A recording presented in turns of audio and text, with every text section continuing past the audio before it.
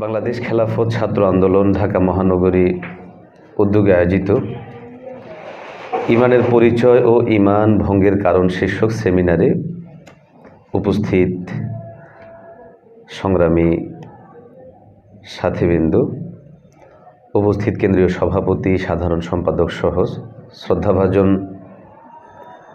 সম্মানিত অতিথিবৃন্দ, আমাদেরকে যেই আলোচ্য বিষয় আজকে নির্ধারণ করা হয়েছে খুবই গুরুত্বপূর্ণ, খুবই সময় উপযোগী এবং এমন একটা বিষয় যেটা সবসময়ই আমাদের জন্য জরুরি।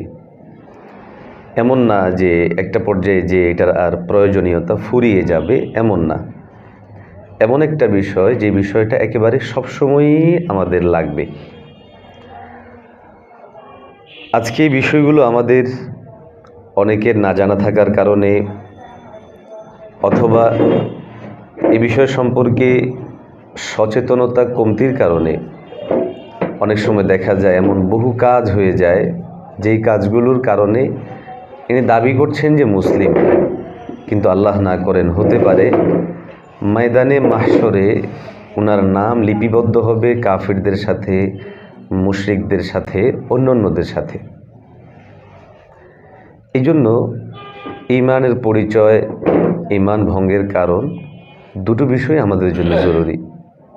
ইমান তো এমন একটা বিষয় যেটা একটা মানুষের একেবারে সর্বশেষ নিঃশ্বাস পর্যন্ত থাকতে হয়।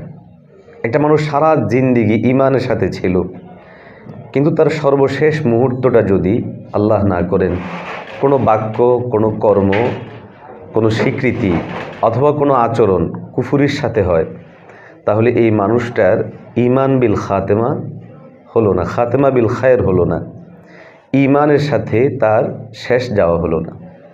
এই জন্য ইমান হচ্ছে এমন একটা বিষয় যেটা একেবারে শেষ মুহূর্ত পর্যন্ত প্রয়োজন হয়। তো আমরা জানি যে কোনো বিষয়ে আমাদের মাঝে যদি আমরা রাখতে চাই সেটার পরিচিতি অবশ্যই আমাদের সামনে থাকা জরুরি। ইমানের পরিচয় কি? আল্লাহ সুবহানাহু ওয়া তাআলা কোরআনে হাকিমের মধ্যে বিভিন্ন জায়গায় ইমান সম্পর্কে পরিচয় দান করেছেন। রাসূলুল্লাহ সাল্লাল্লাহু আলাইহি ওয়াসাল্লাম হাদিস শরীফের মধ্যেও ইমানের পরিচয় আমাদের সামনে তুলে ধরেছেন। যেমন মহাগ্রন্থ আল কোরআনুল কারীমে সূরাতুল বাকারার একেবারে শুরু আয়াতে কারিমা থেকে আমাদের বিশ্বাস কেমন হওয়া উচিত, কোন বিষয়ের উপর হওয়া উচিত এবং পরিমাপটা কি পরিমাণ হওয়া উচিত, আল্লাহ সুবহানাহু ওয়া তাআলা একেবারে সবগুলোকে বর্ণনা করে দিয়েছেন। প্রথমত আমাদের ইমানের যেই গ্রহণের দৃষ্টিভঙ্গি, থাকার দৃষ্টিভঙ্গি, এটা কেমন হবে? এটা হবে আস-সামউ ওয়াত তাআর উপর। আমরা শুনেছি, বিশ্বাস করেছি, এতটুকু। অনেক সময় আমরা কালের পরিক্রমায় হোক অথবা জমানার বিভিন্ন কারণেই হোক এখান থেকে একটু আগ বেড়ে আরও কিছু বুঝতে চাই, আরও কিছু জানতে চাই, আরও কিছু ডিপে যেতে চাই। এই জায়গাটা অনেক সময় আমাদেরকে সমস্যায় ফেলে দেয়। আল্লাহ হেফাজত করেন, কাউকে অনেক সময় নাস্তিকতার দিকেও ঠেলে দেয়। যেমন কোরআনে হাকিম আমাদের জানতে হবে, বুঝতে হবে, পড়তে হবে, এটা যেমন সঠিক, কোরআনে হাকিমকে সেই আলোকেই জানতে হবে, সেই আলোকেই বুঝতে হবে যে আলোকে আম্বিয়ায়ে কেরাম, সাহাবায়ে কেরাম, সালফে সালিহিনরা বুঝেছেন। তো সেখান থেকে যখন আগ বাড়াবো তখনই কিন্তু আমাদের জন্য মুসিবত তৈরি হবে।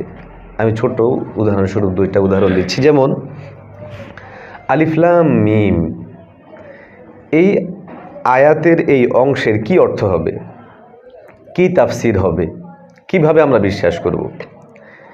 এই ব্যাপারে একজন মুমিনের সাদামাটা বিশ্বাস এবং এটাই মূল বিশ্বাস, সেটা হচ্ছে আল্লাহ ও তার রাসূল ভালো জানেন এবং এটাই গ্রহণযোগ্য। সব মুফাসসিরিনে কেরামগণ এভাবে করেছেন। এখন আমি যদি আরেকটু ডিপে যেতে চাই, আরেকটু বলি কি এসছে, কি হলো আলিফ লাম থেকে, আরও কিছু করতে চাই, অনেক সময় দেখা যায় এই করাটা একটা মানুষকে অনেক সময় বিপদগামী করে তোলে। একইভাবে আল্লাহ সুবহানাহু ওয়া তাআলা ইমানের বর্ণনা দিতে গিয়ে বলছেন আল্লাযীনা ইউমিনুনা বিল গায়ব, যারা গায়েবের উপর বিশ্বাস করবে। এখন গায়েব মানে কি? গায়েব মানে যেটা অদৃশ্য, যেটা দেখা যাবে না। এখন আল্লাহ বলছেন যে অদৃশ্যের উপরে ঈমান আনাটাই হলো আমার উপর ঈমান আনা, এটাই মুমিনের সিফত, এটা মুত্তাকির সিফত। এখন যদি কেউ একজন থিওরি নিয়ে নেয়, যেমনটা আজকে অনেক বিজ্ঞানীরা নিয়ে নিয়েছেন বা বলে, অনেক জেনারেল শিক্ষিত ভাইয়েরা এই একটা থিম অনেকের মাঝে চালু করে দিয়েছে, সেটা হলো যে আমি দেখলে না পরে বিশ্বাস করব, জানলে না পরে বিশ্বাস করব, বুঝলে না পরে বিশ্বাস করব। যেখানে রব্বুল আলামিন বলছেন যে গায়েবের উপরে বিশ্বাস, এখন গায়েব কি, এখানে অনেক লম্বা তাফসিল আছে, সেদিকে না যেয়ে আমি শুধু এতটুকু বলবো, গায়েব যেটা আমি দেখব না কিন্তু নুসুসাত দ্বারা প্রমাণিত, কোরআন এবং সুন্নাহের ভাষ্য থেকে প্রমাণিত, ঈমানদারের ঈমানের পরিচয় এখানে হবে আমান্না সাল্লামনা, ঈমান আনলাম, মেনে নিলাম, সামিআনা ও আতানা, শুনলাম, বিশ্বাস করলাম। এই জন্য ঈমানের পরিচয়ের মধ্যে আমাদের বিষয়গুলো যেমন সামনে রাখা জরুরি, বিশ্বাসের মানদণ্ড কি হবে সেটাও আমাদের সামনে সাফ হওয়া জরুরি। এতে করে কি হবে, অনেক বেঈমানরা চাইলেও আমাদেরকে আমাদের পথ থেকে বিচ্যুত করতে পারবে না। আলহামদুলিল্লাহ, একটা সময় আমরাও ভাবতাম যে যখন মানুষ অধিক শিক্ষিত হয় তখন তার মধ্যে না জানি নাস্তিকতা মনে হয় ছড়িয়ে পড়ে। আমার এই বিশ্বাসটা অধিক হারে ভেঙেছে এই সায়েন্স ল্যাবরেটরি মসজিদে জুমা পড়ানোর বদৌলতে। কারণ এখানে তো বিজ্ঞান বিষয় যারা অধিক পড়াশোনা করে ডক্টরেট ডিগ্রি নিচ্ছেন, গবেষণা করছেন, এবং কেন্দ্রীয় গবেষণাগার, আমি দেখলাম মাশাআল্লাহ যেই বিজ্ঞানী যত বেশি জ্ঞান রাখেন, বিদ্যা বুদ্ধি রাখেন, উনি তত বেশি মোতাবাজে, তত বেশি আমাদের সাথে কথা বলেন যে মনে হয় একেবারে দিলগুলো জড়িয়ে যায়। তো মূলত শিক্ষা মানুষকে কখনো বিপদগামী করে না, কিন্তু শিক্ষা অর্জনের পথ যদি উল্টো হয়, সঠিক পন্থা অনুযায়ী না হয়, বিশুদ্ধভাবে না হয়, তখন সেটা তাকে ডানে বামে নিয়ে যায়। তো ঈমান অত্যন্ত জরুরি বিষয়। আল্লাহ রাব্বুল আলামিন কোরআনে হাকিমের বিভিন্ন জায়গায় ঈমানের বিভিন্ন শাখা প্রশাখার কথা বলেছেন। আমার পঠিত আয়াতে আল্লাহ তাআলা কয়েকটি শাখার কথা এখানে বলেছেন। যেমন 1 নম্বর হলো ঈমান বিল গায়ব, 2 নম্বর হচ্ছে যেগুলো কর্মগত, এর মধ্যে একটা হচ্ছে নামাজকে কায়েম করা, 3 নম্বর হলো যাকাত দেওয়া, 4 নম্বর হলো পরকালের উপর বিশ্বাস করা, পূর্ববর্তী কিতাবের উপর বিশ্বাস করা, 5 নম্বর হচ্ছে আমাদের সামনে যে কিতাব আছে সেটার উপর বিশ্বাস করা, আরেকটা হলো আখিরাতের উপর, আখিরাতের উপর বিশ্বাস করা।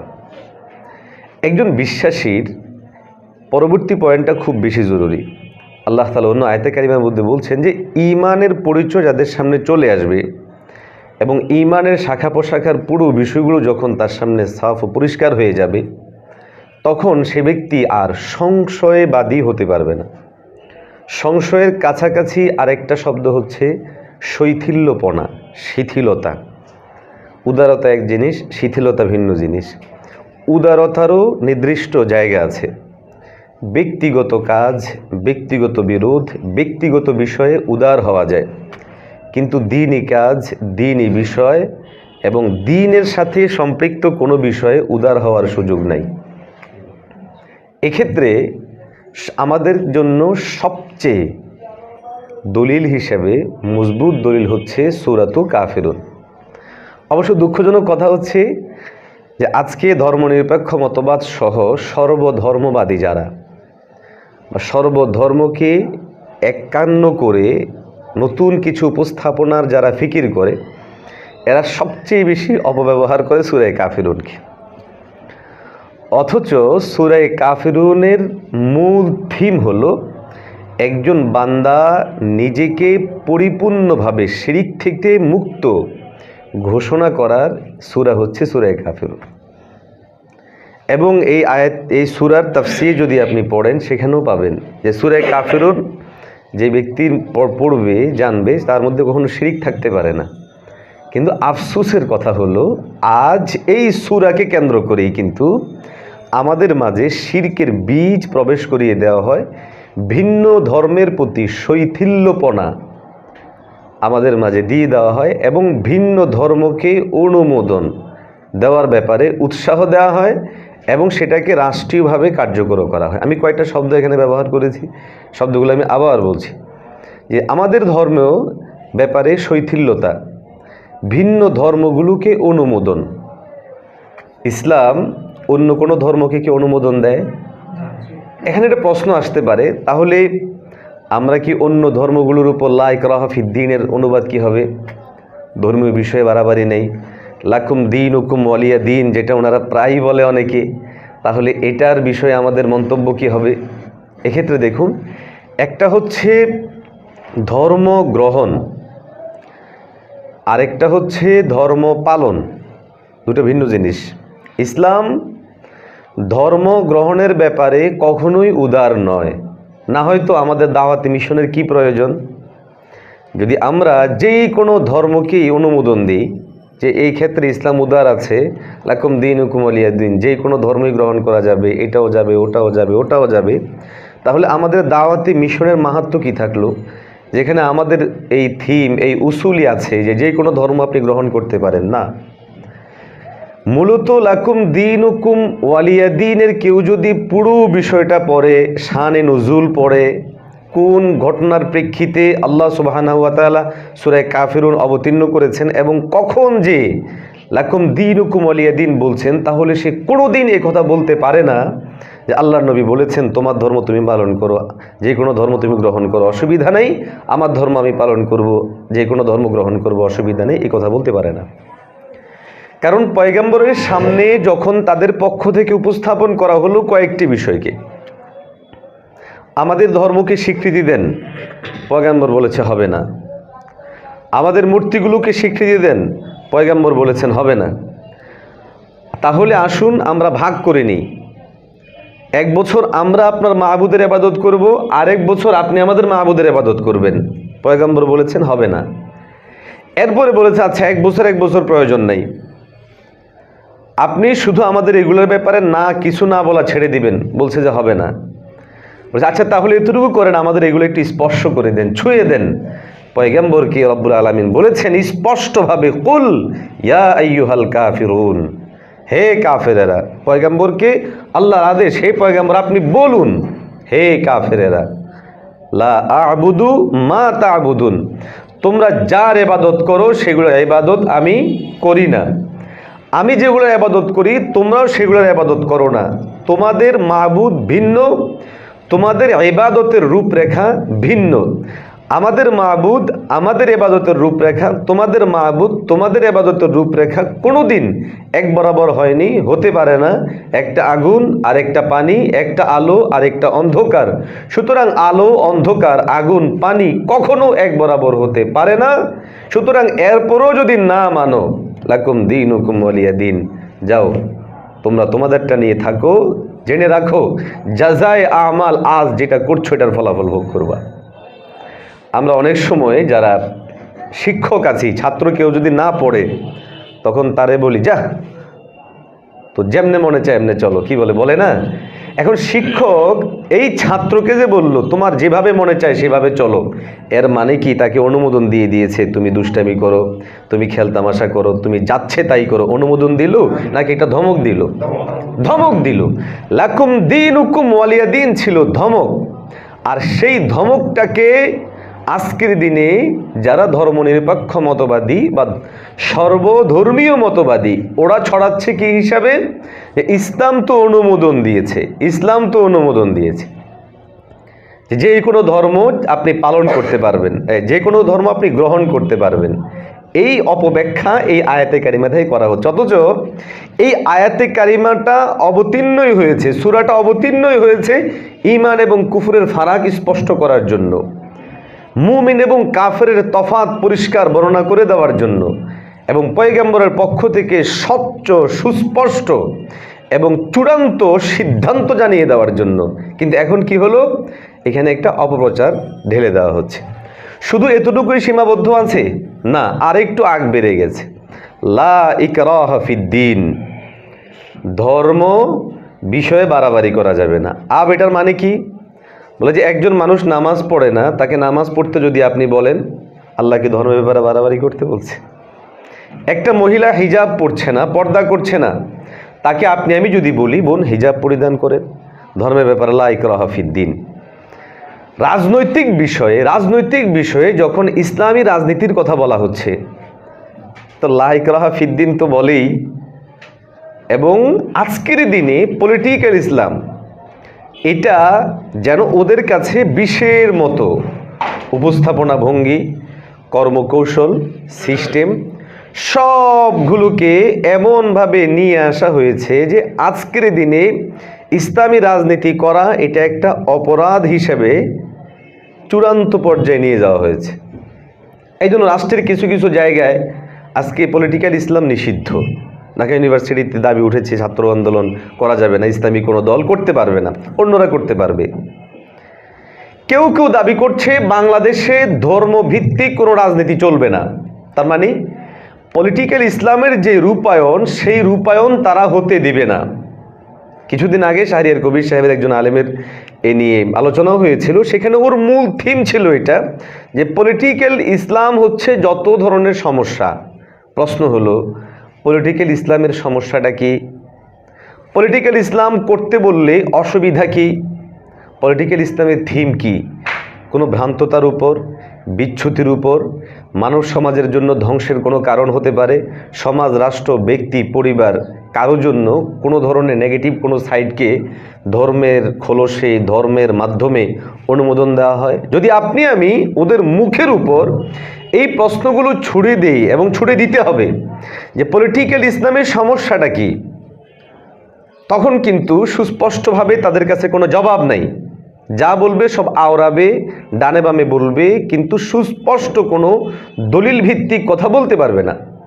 প্রশ্ন হচ্ছে এই যে পলিটিক্যাল ইসলামকে আজকে প্রশ্নের জায়গায় এনে দাঁড় করানো হলো, এবং পলিটিক্যাল ইসলামটাকে একটা অপ্রয়োজনীয়, অহেতুক, বাজে জিনিস হিসেবে আখ্যা দেওয়া হলো। এটার শেষ রেজাল্ট কোথায়? কেন এটা করা হচ্ছে? কি জন্য করা হচ্ছে? এটার মূল থিম কি কি? এদের এখানে মূল দুটা জিনিস।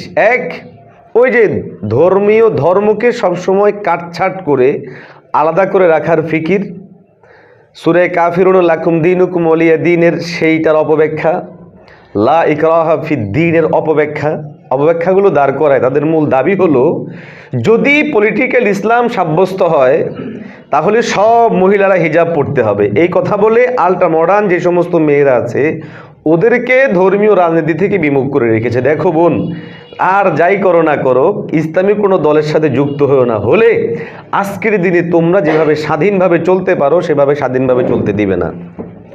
বিধর্মী যারা আছে, বিধর্মীদেরকে টোটালি একটা থিম দিয়ে রেখেছে বিধর্মীরা, সাবধান, ইসলাম যদি রাষ্ট্রীয়ভাবে প্রতিষ্ঠিত হয়ে যায় তাহলে তোমাদেরকে, তোমাদের 14 গোষ্ঠীকে এই ভূখণ্ড থেকে পর্যন্ত উঠিয়ে দিবে। সুতরাং আর যাই করো, পলিটিক্যাল ইসলামকে কিন্তু সমর্থন করা যাবে না, কোনো ইসলামী দলকে ক্ষমতায় আনার জন্য ফিকির করা যাবে না। একইভাবে আমাদের সমাজের বিভিন্ন সেক্টরে যারা বিভিন্ন গুনাহের সাথে যুক্ত, এদের মাথার মধ্যে একটা জিনিস দিয়ে রাখছে, হুজুররা যদি কখনো ক্ষমতায় আসে তাহলে দাড়ি ছাড়া দেখলে কিন্তু ফাটিয়ে ফেলবে, পোশাক ছাড়া দেখলে কিন্তু আমাদেরকে সাইজ করে ফেলবে। এই জায়গাগুলো সৃষ্টি করা হলো কিসের মাধ্যমে?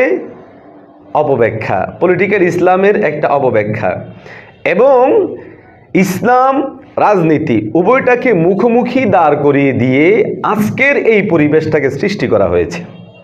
মোহতারাম হাজিরিন, প্রশ্ন হলো ওদের এই যে তৎপরতা, এই তৎপরতা কতটা বাস্তবসম্মত, কতটা আদৌ এর বাস্তবতা আছে? যদি এদের সামনে ইতিহাসকে সামনে রেখে প্রশ্ন করা হয়, আমি কসম কেটে বলতে পারি একটা বাস্তবতা দেখাতে পারবে না যে কোরআন সুন্নাহের কোথাও কাউকে ধর্ম গ্রহণের ব্যাপারে বাধ্য করেছে। হ্যাঁ, গ্রহণের পর পালনের ক্ষেত্রে ধর্ম তার অনুসারী অনুগামীদেরকে অবশ্যই একটা জায়গায় পৌঁছায় দেওয়ার জন্য বিভিন্ন নীতি নৈতিকতার কথা বলে। এই নীতি নৈতিকতার কথা বলাটা কখনোই জোর জবরদস্তির মধ্যে হতে পারে না, বরং এগুলো তার মান উন্নয়নের জন্য, তাকে শ্রেষ্ঠত্বের জায়গায় পৌঁছিয়ে দেওয়ার জন্য। পলিটিক্যাল ইসলাম বিষয়ে যে ভীতি ছড়িয়ে দেওয়া হচ্ছে, কথার কথা আমি যদি সংখ্যালঘু শ্রেণীর কথা বলি, আমাদের দেশে এই ভারত উপমহাদেশকে সামনে রেখে, ভারত উপমহাদেশের ইতিহাসকে সামনে রেখে, এবং আজকের দিনে যেখানে নামমাত্র হলেও ইসলামী রাষ্ট্র আছে, ইসলামী খেলাফত না থাকলেও মুসলমান শাসক আছে, ওদের কথাগুলো দিয়ে আমি বলতে পারি এদের এই সমস্ত দাবিগুলো সম্পূর্ণ মিথ্যাচার এবং ভুয়া। যেমন মুসলমানরা ক্ষমতায় এলে, পলিটিক্যাল ইসলাম সৃষ্টি হলে, দারুল খেলাফত তৈরি হলে, খেলাফত তৈরি হলে, ও বিধর্মীরা, ও সংখ্যালঘু ভাইয়েরা, তোমাদের সবাইকে এখান থেকে সমূল উৎপাটন করবে। এটার জন্য ভারতবর্ষের সেই মুসলিম শাসনের 700-800 বছর সবচেয়ে জ্বলন্ত প্রমাণ। যদি 700 বছর ইতিহাসে মুসলমানেরা বিধর্মীদেরকে উৎখাত করত, এই উপমহাদেশে একজন বিধর্মীকে খুঁজে পাওয়া যেত না। সুতরাং যেহেতু পাওয়া যাচ্ছে, শুধু পাওয়া যাচ্ছে না, আজকের দিনেও তাদের সংখ্যা আমাদের চেয়ে বেশি। সুতরাং বোঝা যায় ইসলাম জোর জবরদস্তি করেনি। জোর জবরদস্তি করলে খুঁজে পাওয়া যেত না। দ্বিতীয় নাম্বার হলো নারীদের ব্যাপারে, মহিলাদের ব্যাপারে বিভিন্ন যেই কথাবার্তাগুলোকে ছড়িয়ে দেওয়া হয়, এই কথাবার্তাগুলো বাস্তবসম্মত না। রাষ্ট্রীয়ভাবে যদি ইসলামী হুকুমা প্রতিষ্ঠা হয়, হুকুমত যদি নারীদের জন্য কোনো বিধানকে কল্যাণকর মনে করে, আর অবশ্যই কোরআন এবং সুন্নাহে বর্ণিত বিষয়গুলো সুনিশ্চিতভাবে কল্যাণকর, হিজাবের বিষয়গুলো কথা ভয় দেখি আজকে ওদেরকে পলিটিক্যাল ইসলাম থেকে দূরে রাখা হচ্ছে, ইসলামী রাজনীতি থেকে দূরে রাখা হচ্ছে, ইসলাম থেকে দূরে রাখা হচ্ছে। প্রশ্ন হলো, এই নারীদেরকে নিছক শুধু যাচ্ছে তাই চলতে ইসলাম বাধা দিবে, এতটুকু কথা বলে দূরে সরানো হচ্ছে, আর ঠেলে দেওয়া হচ্ছে কোথায়? ধর্ষণের সামনে। ঢেলে দেওয়া হচ্ছে কোথায়? সম্পূর্ণ অনিশ্চিত জীবনের দিকে। তাহলে কোনটা তাদের জন্য ক্ষতিকর, এটা ওদের অবশ্যই ভেবে দেখা উচিত। ইসলাম আসলে স্বাভাবিক দারুল খেলাফা প্রতিষ্ঠা হলে সেখানে মায়েদের জন্য হিজাবের ব্যবস্থা হবে, এটা ইসলামী শরিয়া, ইসলামী রাষ্ট্র করতে বাধ্য। কিন্তু করলে এটা কি নারীর জন্য ক্ষতিকর না কল্যাণকর? সুনিশ্চিতভাবে কল্যাণকর হবে। পর্দার বিধান কার্যকরী হলে নারী সুরক্ষিত থাকবে, নিরাপত্তার সাথে থাকবে। আজ করোনা ভাইরাসের কারণে আমরাও অনেকে মুখোশ লাগাচ্ছি। যারা দুদিন পর্যন্ত মুখে হিজাব লাগালে বলতো এটার কারণে শ্বাস প্রশ্বাস সমস্যা হয়ে মহিলাদের ক্ষতি হতে পারে, এরাও আজকের দিনে যে যত বেশি নাটকীয়তা অভিনয় করে যত বেশি কিছু লাগাইতে পারে, তত বেশি মডার্ন হয়ে গেছে। এই জন্য আমরা মাঝে মধ্যে বলি ইসলাম হচ্ছে সর্বাধুনিক, সবচেয়ে মডার্ন ধর্মের নাম হলো ইসলাম।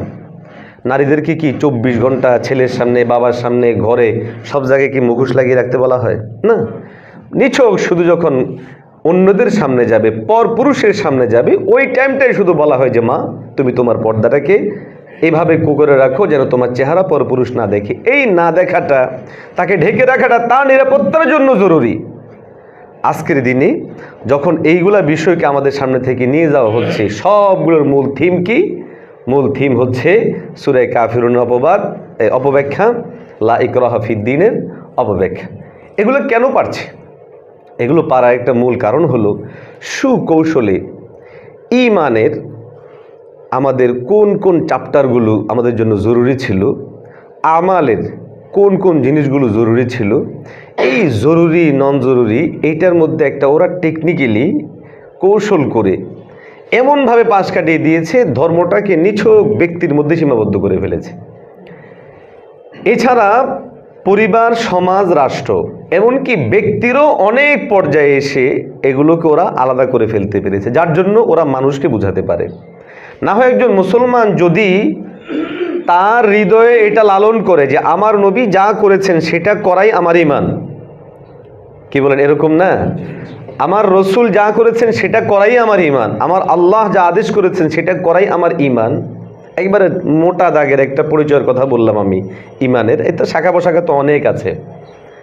তাহলে সেই ব্যক্তির মাথার মধ্যে আসতো রাষ্ট্র থাকবো কি থাকবো না, অংশীদারিত্ব হবে কি হবে না, রাষ্ট্রের চূড়ান্ত জায়গায় ইসলাম প্রতিষ্ঠার জন্য আমি মেহনত করব কি করব না। তাহলে তার মাথায় এসে এই মেসেজ দিত, কেন করবা না? তোমার পয়গাম্বর দীর্ঘ 10 বছর পর্যন্ত রাষ্ট্র পরিচালনা করেছেন। সুতরাং এই থিম যখন আমার মাথায় আসতো, তো নবী রাষ্ট্র পরিচালনা করেছেন ঈমান বিরোধী কাজ, কথা বলতে হবে, ঈমান বিরোধী কাজ।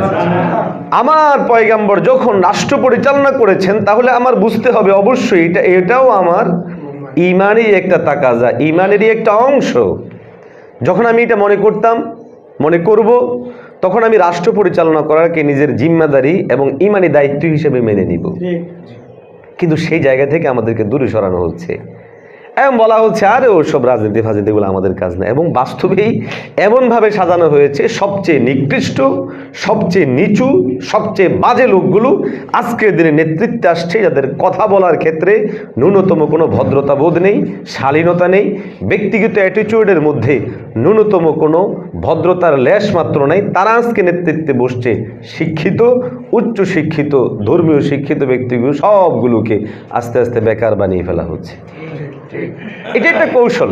সুতরাং এই জায়গাটা থেকে বের হয়ে আসতে হলে অবশ্যই আমাদেরকে ঈমানের মূল জায়গা, আল্লাহর উপরে বিশ্বাস, নবীর উপরে বিশ্বাস, আল্লাহর উপরে বিশ্বাস, আল্লাহর আদেশ মানা, নবীর উপরে বিশ্বাস, নবীর আদেশ মানা, নবীর কাজগুলোকে নিজেরা করা। হাদিস শরীফের মধ্যে রাসূলুল্লাহ সাল্লাল্লাহু আলাইহি ওয়াসাল্লাম বেশ কিছু বিষয় বলেছেন। ঈমানের অংশ পরিচয়ের মধ্যে এসে রাসূলুল্লাহ সাল্লাল্লাহু আলাইহি ওয়াসাল্লাম হাদিসে জিবরিলের মধ্যে আসে, সহিহ মুসলিম শরীফের 1 নম্বর খণ্ডে 27 নম্বর পৃষ্ঠায়, যে আনতুমিনা বিল্লাহ ওয়া মালাইকাতিহি ওয়া কুতুবিহি ওয়া রুসুলিহি ওয়াল ইয়াউমিল আখির ওয়া তুমিনা বিল কদরি খাইরিহি ওয়া শাররিহি ক্বালা সাদাকতা। জিবরিল আমিনকে রাসূল সাল্লাল্লাহু আলাইহি ওয়াসাল্লাম জিজ্ঞাসা করেছে আমাকে ঈমানের পরিচয় দেন। সেখানে 1 নম্বর বলেছেন আল্লাহর উপরে ঈমান, মালাইকের উপরে ঈমান, কিতাবের উপরে ঈমান, রসুলের উপরে ঈমান, আখিরাতের উপরে ঈমান এবং খায়র ও শার সব কিছু আল্লাহর কাছ থেকে হয়। এই কথার উপরে বিশ্বাস আনা, ঈমান আনা। আমরা যখন ঈমান আনবো, আমি শুরুতেই যে কথা থেকে একটু প্রাসঙ্গিক দূরে চলে গেলাম, সেটা হলো আমার ঈমান প্রথম কাজ হলো আমাকে স্থির হতে, মজবুত হতে শিখাবে, দৃঢ় প্রত্যয়ী হতে শিখাবে। সংশয়, সংকোচ, সন্দেহ, সংশয়, সংকোচ, সন্দেহ কোনোটাই আমাকে হতে দিবে না এবং হতে দেওয়ার কোনো সুযোগও নেই। বরং আমাকে অবশ্যই এই জায়গাটার মধ্যে সংশয়বাদিতা থেকে বের হয়ে, কথিত শৈথিল্য থেকে বের হয়ে, কথিত উদারতা থেকে বের হয়ে অবশ্যই ইসলামের মূল জায়গায় যেতে হবে এবং এই বিশ্বাস রাখতে হবে ইন্নাদ দীনা ইনদাল্লাহিল ইসলাম, গ্রহণযোগ্য মনোনীত ধর্ম কেবলমাত্র শুধুমাত্রই আমার ইসলাম, এতদ্ভিন্ন বাকি সব ধর্মগুলো বাতিল। এখানে সংশয়ের কোনো সুযোগ, শিথিলতার কোনো সুযোগ, উদারতার নামে সর্বধর্মীয় চিন্তা, যেটাকে আজকের দিনে ধর্মনিরপেক্ষবাদ বলা হয়, এই ধর্মনিরপেক্ষবাদকে আশ্রয় দেওয়ারও কোনো সুযোগ নাই। এখানে ঈমানের বেশ কিছু চাহাত আছে। আমাদের শেখ আব্দুল মালিক হাফিজাহুল্লাহ, ওনার একটা গ্রন্থ আছে সবার ঈমান সবার আগে, কারণ যদি সুযোগ থাকে বইটা ক্রয় করে নেবেন। উনি লম্বা আলোচনা সেখানের মধ্যে করেছেন যে ঈমান গ্রহণের পর একটা মানুষ সঠিক আকীদা প্রাপ্ত হয়ে যায় আল্লাহর শানে।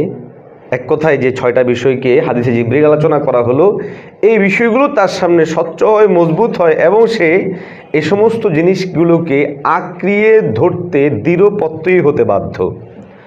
আল্লাহ ও তার রসুলের উপর অবিচল থাকা এবং কোনো ধরনের বাধা ইত্যাদি তাকে সেখান থেকে না সরানোর ব্যাপারে সে দৃঢ় প্রত্যয়ী থাকা, যেমনটা হয়েছিল হযরতে বেলাল রাদিয়াল্লাহু তাআলা আনহুর, যেমনটা হয়েছিল হযরতে খুবাইব রাদিয়াল্লাহু তাআলা আনহু সহ সাহাবায়ে কেরামদের বিশাল বড় জামাতের। বিশ্বাস আনার পরে অত্যাচার হটাতে পারেনি, মিথ্যাচার হটাতে পারেনি, জুলম হটাতে পারেনি, সর্বশেষ মৃত্যুর সাথে আলিঙ্গন করেছেন, কিন্তু এরপরও ঈমানি চেতনা থেকে ন্যূনতম বের হতে পারেনি। এই জন্য একটা মানুষ যখন সে ঈমান গ্রহণ করবে, তখন ওই লোকের মধ্যে ঈমান এসে এই মেসেজ দিবে যে তুমি তোমার এই জায়গা থেকে আর সরতে পারো না, বরং তুমি তোমার এই জায়গায় মজবুত হওয়া লাগবে। ঈমান মজবুত হবে শাহাদা বিল্লাহ ওয়া শাহাদা বিরসুলি, আল্লাহর উপরে সাক্ষ্যদান, রসুলের উপরে সাক্ষ্যদান এবং রসুল যা কিছু নিয়ে আসছেন এই বিষয়গুলো যখন আমাদের মধ্যে মজবুত করে থাকবে, সেই বিষয়গুলো আমাদের যখন হৃদয়ের মধ্যে আমরা গেঁথে নিব, তখন আমার ঈমানের পরিপূর্ণ জিনিসও চলে আসবে এবং ঈমানের স্বাদও আমরা পাবো। হাদিস শরীফের মধ্যে আছে রাসূলুল্লাহ সাল্লাল্লাহু আলাইহি সাল্লাম বলেন যে সালাসুন মান কুন্না ফিহি ওয়াজাদা বিহিন্না হালাওয়াতাল ঈমান, যদি কারো মধ্যে 3টি গুণ থাকে তাহলে সে ঈমানের স্বাদ আস্বাদন করতে পারবে। 1 নম্বর, মান কানা আল্লাহু ওয়া রাসূলুহু আহাব্বু ইলাইহি মিম্মা সাওয়াহুমা, আল্লাহ তার রসুল ব্যতীত আর কেউ তার কাছে প্রিয় হতে পারে না। সর্বাধিক, সর্বোচ্চ এবং সবচেয়ে প্রিয় হবে আল্লাহ এবং তার রসুল। দ্বিতীয় নাম্বার হলো আন ইউহিব্বাল মারউ লা ইউহিব্বুহু ইল্লা লিল্লাহ। একজন ব্যক্তি যাই পছন্দ করুক একমাত্র আল্লাহর জন্যই পছন্দ করবে। ও আন ইয়াকরাহা আন ইয়াউদা ফিল কুফরি বা'দা আন আনকাযাহুল্লাহু মিনহু। একজন ব্যক্তি সে যখন ঈমানের উপর আসছে, এখান থেকে সে কখনো বের হতে চাইবে না, আমি ঈমানের উপরেই থাকবো। যেমনটা একজন মানুষ আগুন থেকে বের হয়ে গেলে সেখানে আর পড়তে চায় না, তো কুফর থেকে বের হয়ে যাওয়ার পরে ঈমান আনার পরে সেও এরকম দৃঢ়পত্তই হবে যে আমি এরপরে আর কখনো কুফরের মধ্যে কি হব না, নিমজ্জিত হব না। এখন একটা জিনিস থেকে যায়, সেটা হলো যে আজকের দিনে আমাদের মুসলিমদের বিশাল একটা অংশ মুসলিমও দাবি করে, আবার তারা জাতীয়তাবাদেও যুক্ত হয়। মুসলিমও দাবি করে, আবার তারা ধর্মনিরপেক্ষ মতবাদেও যুক্ত হয়। মুসলিমও দাবি করে, আরও বিভিন্ন জায়গাগুলোতেও তারা যুক্ত হয়। কেন হয়? এখন এই যুক্ত হওয়াটা তাদেরকে কোথায় পর্যন্ত নিয়ে যায়? এবং ঈমান আজীব জিনিস, আজকে যেহেতু ভঙ্গের বিষয় আছে বলতেই হবে, সেটা হচ্ছে যে ঈমান বড় সহজ আবার বড় কঠিন।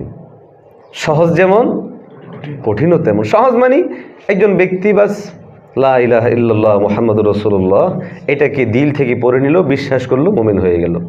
এটুকু আমরা স্বীকৃতি দিতে বাধ্য কিনা?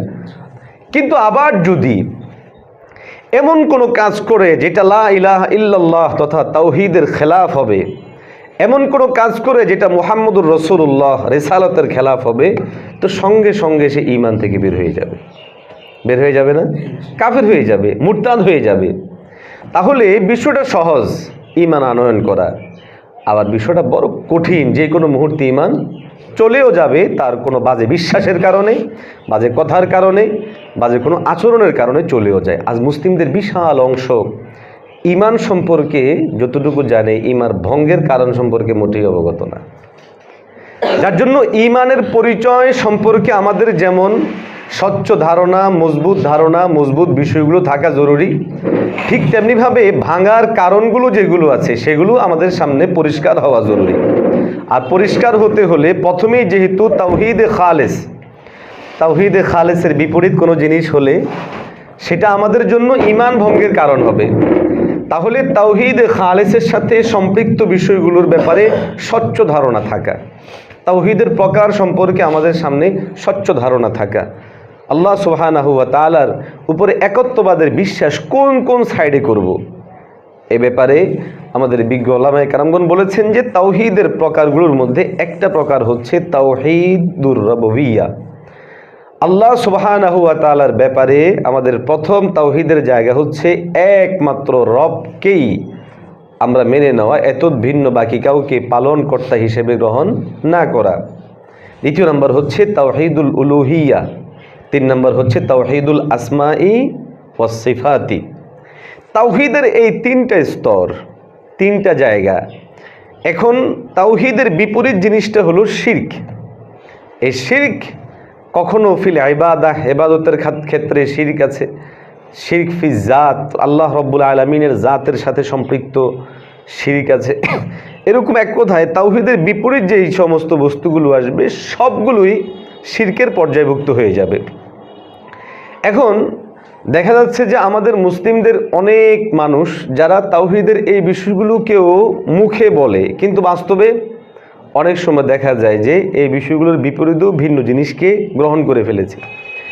এই গ্রহণ করে ফেলাটা কখনো কখনো ব্যক্তি উদ্যোগে হয়, আবার কখনো কখনো রাষ্ট্রের সহযোগিতায়, রাষ্ট্রের তত্ত্বাবধানে হয়।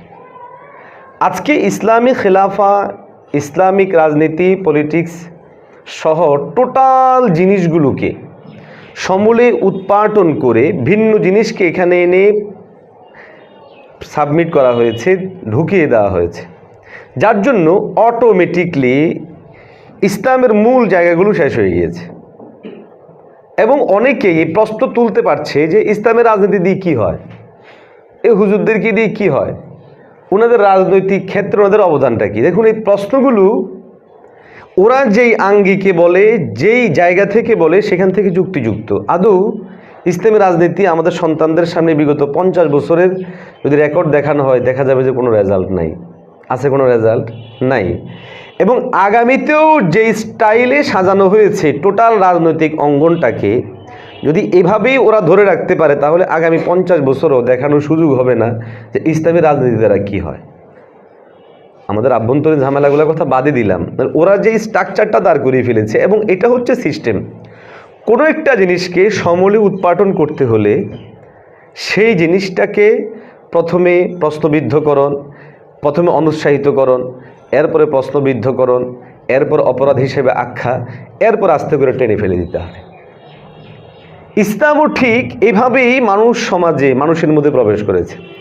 রাসূলুল্লাহ সাল্লাল্লাহু আলাইহি ওয়াসাল্লাম প্রথমে আসার পরে কুফরের বিপরীতে ইসলামের উৎসাহের বাণীগুলো শুনিয়েছেন। এরপরে সিদ্ধ নিষিদ্ধ এই বিষয়গুলোকে সামনে নিয়ে আসছেন। এরপরে আস্তে আস্তে আস্তে আস্তে হতে হতে প্রতিটা জিনিসের বিকল্প তৈরি হয়েছে। আল্লাহ রব্বুল আলামিন যতটা মানহিয়াত দিয়েছেন, এর বিপরীতে প্রয়োজন যেখানে আছে ওই জায়গাগুলোর মধ্যে মামুরাতও দিয়েছেন। তদানীন্তন সময় অর্থনীতি ছিল এক রকমের, ইসলামী অর্থনীতি আসলো সেটা তাদের ওই জিনিসটাকে সমূল উৎপাদন করার জন্য। ওই সময় রাষ্ট্র পরিচালনার একটা থিম ছিল, রাসূলুল্লাহ সাল্লাল্লাহু আলাইহি ওয়াসাল্লাম বিকল্প থিম নিয়ে আসলেন। ওই সময়কালীন সময়ে মানুষের মধ্যে শিক্ষার বিভিন্ন স্তর ছিল। নবীজি আগমনের পর শিক্ষাধারার বিকল্প পথ পন্থা অবলম্বন আসলো ব্যক্তিগত পর্যায়ে, প্রাতিষ্ঠানিক পর্যায়ে। আমি যে জিনিসটা বোঝাতে চাচ্ছি সেটা হলো, প্রতিষ্ঠিত একটা বিষয়কে যখন সরাতে চাইবেন, তখন এর বিপরীত জিনিসকে সেখানে প্রতিষ্ঠা করতে হবে। আজ সমস্ত কুফফারদের একমাত্র লক্ষ্য হলো যে আমরা ইসলামকে এখান থেকে সরিয়ে দিব, এবং ইসলামের মূল প্রয়োজনীয়তাটাকে মানুষদের কাছ থেকে আমরা সরিয়ে দিব, আউট করে ফেলবো। এখন এই আউট করতে হলে কি করতে হলো? আমাদের দেখুন, অর্থনৈতিক ব্যবস্থাপনার মধ্যে ইসলামী অর্থনীতির বিকল্প সুদভিত্তিক অর্থনীতি আবার সাবমিট করা হয়েছে। আমাদের মধ্যে এখন ইসলামী অর্থনীতি অতটা মানুষের কাছে অ্যাভেলেবেল না, যতটা অ্যাভেলেবেল হচ্ছে তাদের অর্থনৈতিক ব্যবস্থাপনাগুলো। এটা কিন্তু একদিনই করা হয়নি, এটা সুদূর প্রসারী একটা পরিকল্পনা নিয়ে ঢুকানো হয়েছে। এটার ক্ষতিকর দিক কি? ক্ষতিকর দিক হচ্ছে গিজা, খাদ্য মানুষ যেটা ভিতরে গ্রহণ করে, এটার একটা আসর আছে, প্রভাব আছে। যখন সুদ খেতে খেতে খেতে খেতে খেতে কোনো মানুষের পুরা মেধা মনন সব কিছু সুদের আদলেই গড়ে উঠবে, তো এই মানুষটা কখনো কোনোদিন ঈমানি আন্দোলনে রাজপথে নামতে হিম্মত করবে না। এটা সুদভিত্তিক ব্যবস্থাপনার একটা বিস্ফল, একটা মানুষের মননকে ঈমানকে মেরে ফেলে। শিক্ষা ব্যবস্থাপনাগুলো ভারতবর্ষের উপমহাদেশের যেই রাজনৈতিক পট পরিবর্তন, প্রেক্ষাপট, এমনকি মুসলিম শাসনামলেও বিভিন্ন সময় পরিবর্তন হয়েছে। কখনো শিয়ারা, কখনো সুন্নিরা, কখনো মেরাট, কখনো জাট, বিভিন্ন দল উপদল আসছে। দেখবেন প্রতিটা জাতি এসেই পরিবর্তন করতে চেয়েছে। পরিবর্তনের মূল থিম ছিল শিক্ষা ব্যবস্থাকে আমাদের মতো করে সাজাতে হবে। এজন্য যখন পারস্যদের ক্ষমতা ছিল, ওই সময়কালীন তারা তাদের মতো করে সাজিয়েছে, যার জন্য আমরা বিশাল একটা অংশ পাই যেখানে সেই ফার্সির প্রভাব এখনও আছে, পারস্যের প্রভাব এখনও আছে না? একইভাবে মুঘলদের সময়ে এটা হয়েছে। এর আগেও যদি আমরা দেখি এরকম, মানে শিক্ষা ব্যবস্থাপনার পুরো জিনিসটাকে এভাবে সাজানোর চেষ্টা করা হয়েছে। কেন? কারণ হচ্ছে একটা রাষ্ট্রের মূল নাভি হচ্ছে শিক্ষিতরা। শিক্ষিতদেরকে যদি কোনো চেঞ্জ করে ফেলা যায়, ডান বাম কোনো দিকে নিয়ে নেওয়া যায়, তখন এটার একটা বড় রেজাল্ট দাঁড় করানো যাবে। আজকের দিনে ইসলামী শিক্ষা ব্যবস্থাপনাগুলোর বিপরীতে বর্তমান যে শিক্ষা ব্যবস্থাপনা আছে, আধুনিক শিক্ষা বলেন, জাগতিক শিক্ষা বলেন, এটাকে সাবমিট করা হয়েছে, প্রতিষ্ঠিত করা হয়েছে, এবং এটাকে এত বেশি পরিমাণ গুরুত্ব দেওয়া হচ্ছে যে জেনারেলি আমাদের বলতে গেলে ইসলামী শিক্ষা একেবারে অপ্রয়োজনীয়, অহেতুক, এবং ওদের ভাষায় ফালতু একটা শিক্ষা হিসেবে ওরা মনে করে। কেন এগুলা করছে? ওই যে সুদূর প্রসারী টার্গেট নিয়ে। সেম রাজনৈতিক জায়গা থেকে ইসলামকে সরিয়ে ফেলার জন্য বিকল্প রাজনৈতিক ফিকির, খিলাফা আলা মিনহাজিন নবুয়া, খিলাফত ব্যবস্থাকে ধ্বংস করে দেওয়ার জন্য গণতান্ত্রিক ব্যবস্থাপনার আগমন, এবং সেটাকে আগমন করাই হয়েছে মূলত খিলাফত ব্যবস্থাপনার প্রয়োজনীয়তা যখন মানুষের হৃদয়ে আর কখনো না আসে। আফসোসের কথা হলো যে ভারত মহাদেশে 700 বছর যে রাষ্ট্র পরিচালিত হলো, যেই শাসকগণ ছিলেন, বলুন তো, আমাকে যদি প্রশ্ন করেন যে আপনার কাছে কয়টা গ্রন্থ আছে ইতিহাসের উপর, আমি আপনার কাছে বলতে বাধ্য হবো আমার কাছে কোনো গ্রন্থ নাই। আমরা অনেকেই অকপটে স্বীকার করতে বাধ্য হব যে সেই 700 বছরের ইতিহাসগুলো হয় নাই, অথবা যতটুকু আছে বিকৃতভাবে আছে, উল্টোভাবে আছে, প্রশ্নবিদ্ধ করার মতো করে আছে। এবং 4 নাম্বার হচ্ছে অতটুকু ইতিহাসকে বাঁচিয়ে রাখা হয়েছে। আজকের গণতান্ত্রিক প্রক্রিয়াকে জীবিত রাখতে হলে যতটুকু দরকার অতটুকুই রাখা হয়েছে। এর বিপরীত পুরো জিনিসগুলোকে ভ্যানিশ করে ফেলা হয়েছে, মেরে ফেলা হয়েছে। কেননা তারা জানে যদি আবার খেলাফা জাগরণ হয় তাহলে আমাদের রাজনৈতিক যেই বিশাল সিন্ডিকেট তৈরি করেছি এটাকে তারা ভেঙে চুরমার করে দিবে। এই জন্য দেখেন এই বিষয়গুলোকেও অপ্রয়োজনীয় অহেতুক সাব্যস্ত করে করে তো শেষ করলো, এখন অপরাধ হিসেবে নেওয়া হচ্ছে এবং সেটাকে আইনত রূপ দেওয়ার জন্য দাবি করা হচ্ছে যে এই দেশে ধর্মভিত্তিক রাজনীতি চলতে পারবে না। আপনি যদি পাল্টা প্রশ্ন করে দেন অসুবিধাটা কি? যদি কারোর সাথে বিতর্কে যাওয়ার সুযোগ হয়, পাল্টা প্রশ্ন করা এটা একটা মূল থিম। পাল্টা প্রশ্ন অবশ্যই ছুটতে হবে। অসুবিধাটা কি? ধর্মীয় রাজনীতির সমস্যা কোন জায়গায়? ব্যক্তিগত পর্যায়ে, পারিবারিক পর্যায়ে, সমাজ বা রাষ্ট্রের কোন জায়গার জন্য ক্ষতিকর আমাকে দেখান। ইতিহাসের কোন জায়গা থেকে ইসলামী পলিটিক্যাল যে অবস্থান আছে এই পলিটিক্যাল ইসলামে আমাদের সমস্যাটা কোথায় আমাদেরকে দেখান। ওয়াল্লাহি বিল্লাহি তাল্লাহি একজনও দেখাতে পারবে না। কিন্তু ওরা সুকৌশলে কিন্তু ওই জিনিসগুলোর বিকল্প দাঁড় করিয়ে আমাদের শিক্ষা ইসলামী শিক্ষা নাই, অল ইসলামিক শিক্ষা। আমাদের অর্থনীতি ইসলামী অর্থনীতি ব্যবস্থাপনা নাই, অল ইসলামিক অর্থনীতি। আমাদের রাজনীতি, আমাদের ধর্মীয় বিষয়গুলো নাই, বিধর্মীয় জিনিসগুলো নিয়ে আসা হয়েছে। আরে এমনকি আমাদের ব্যক্তিগত জীবনের যেই ধর্মীয় কালচার এগুলো আমরা কয়জনে পালন করি? আফসোস যে অনেক আলেম পর্যন্ত বুঝে হোক না বুঝে হোক ব্যক্তিগত পর্যায়ের দিন পালনের ব্যাপারে শিথিলতা, এবং বলে যে এটা পরে হয়ে যাবে, অসুবিধা নেই, এটা পরে হয়ে যাবে। দেখুন এই শিথিলতা একটা পর্যায়ে কিন্তু ধীরে ধীরে আজকের পাশ্চাত্যের মতো অবস্থা আমাদের মধ্যে সৃষ্টি করবে। এই জন্য এই বিকল্পদের যে থিমগুলো, এই থিমগুলোকে যদি আপনি আমি সরাতে হয়, এমনি আমার মুখের কথা দিয়ে সরালে তো আর হবে না। আমাদেরকে এগুলো ইমানের অংশের জায়গায় নিতে হবে। আর নেওয়ার একমাত্র থিম আল্লাহর আদেশ, নবীর সুন্নাহ, সাহাবাদের মামুলাত, আসলাফদের ইত্তেবা। যখন এই সবগুলোকে আমরা যুক্ত করব এবং ইমান ভঙ্গের কারণের সাথে এই বিষয়গুলোকে নিয়ে আসব, যে কোন কোন বিষয় আমার ইমান ভঙ্গ, একটা হলো মৌলিক ইমান ভঙ্গ হয়ে কাফের হয়ে যাওয়া, কিন্তু শাখাগত যে জিনিসগুলো আমরা বাস্তবায়ন করতে পারছি না, অথচ ইমানের তাকাজা সেগুলো জায়গাতেও বাস্তবায়ন হওয়া, তাহলে এই অংশে কি আমাদের ইমানের তাকাজা নষ্ট হচ্ছে না? অবশ্যই নষ্ট হচ্ছে। আমার অর্থনীতি আমার ইমানের তাকাজা অনুযায়ী চলছে না, আমার সমাজ আমার ইমানের তাকাজা অনুযায়ী চলছে না, আমার রাষ্ট্র আমার ইমানের তাকাজা অনুযায়ী চলছে না। তো আমাদেরকে যদিও এগুলোর কারণে আমি ওই পর্যায়ে দায়ী হব না যে আমাকে কেউ মুরতাদ বলতে পারবে বা আমি বেঈমান হয়ে যাব, কিন্তু এতটুকু নিজের মধ্যে আনতে হবে যে কেন আমি পারবো না পরিবর্তন করতে। প্রশ্ন হতে পারে কেমনে পরিবর্তন করব, কিভাবে সম্ভব? সব দিকে ওদের জয় জয়কার, আমরা কথা বলতে পারি না, মুখ খুলতে পারি না, কথা বলার আমাদের সুযোগ নাই, তা আমরা কেমনে করব? এ ব্যাপারে আমি আমার নিজকে এতটুকু কথা বলি, আজ যদি এখানে তারা শূন্য থেকে আজকের 100% বুঝতে পারে, তাহলে আমরাও শূন্য থেকে তো নাই, আমরা শূন্য না, আফসোস শূন্য করে রাখা হবে। যদি শূন্য দাবি করি, দৃঢ় প্রত্যয়ী হয়ে আগামী 100 বছরের পরিকল্পনা নেননি, 100 বছরের মধ্যে আমরা খেলাফতকে আবার প্রতিষ্ঠা করব। এ দৃঢ় প্রত্যয় থাকলে সম্ভব। আর যদি চিন্তা করি চলছে চলবে তো, হচ্ছে হবে তো, হবে না। এক্ষেত্রে আমাদের জন্য সবচেয়ে দুটো উদাহরণ বড় হতে পারে। যে একটা উদাহরণ তো রাসূলুল্লাহ সাল্লাল্লাহু আলাইহি সাল্লামের ঐতিহাসিক জিন্দেগি। দ্বিতীয় নাম্বারটা হচ্ছে ভারতবর্ষে মুসলিম শাসকদের আগমন, শাসন আমাদের জন্য বহুত বড় সবক হতে পারে। আর যদিও পরিপূর্ণ না, তারপরও আংশিক হিসাবে বলা যেতে পারে আজকের দিনের এরদোগানের তুরস্কের যে পট পরিবর্তন, এটাও আমাদের জন্য সবক হতে পারে যে একটা মানুষ চাইলে পরিবর্তন করতে পারে।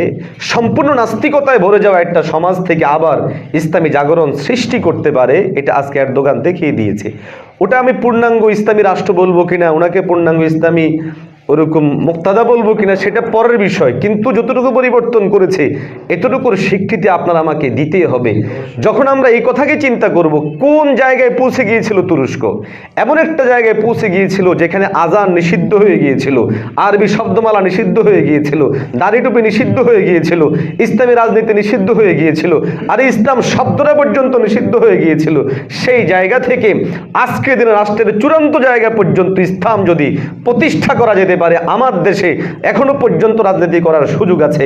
ব্যক্তিগত পর্যায়ে রাজনীতি করতে পারছি, কথাগুলো বলতে পারছি, আজান দেওয়া হচ্ছে, নামাজ পড়া হচ্ছে, এবং এই কথা আমি বড় মজবুতির সাথে বলি, এখনো পর্যন্ত এই দেশের সাধারণ জনগণের কাছে আলেমরাই সবচেয়ে বড় বিশ্বাসের জায়গা।